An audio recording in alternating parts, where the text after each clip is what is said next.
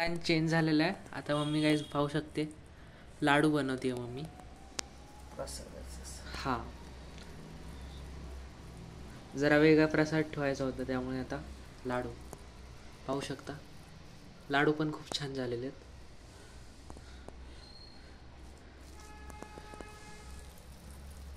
गणपतीचं आरतीचं द्यायचे. हा, तर प्लॅन चेंज केलेला आहे कारण की सगळ्यांनीच काही मोदक दिलेले आहेत, तर जरा वेगळा डिझाईन, त्यामुळे लाडू. समोर आमच्या घरचे पण गणपती पाहू शकता तुम्ही बघितलेच असतील आधीच्या व्हिडिओमध्ये. आगमनाचा व्हिडिओ टाकून दिलेला आहे, तुम्ही नक्की पहा गाईस. पाहू शकता किती सुंदर गणपती आहेत.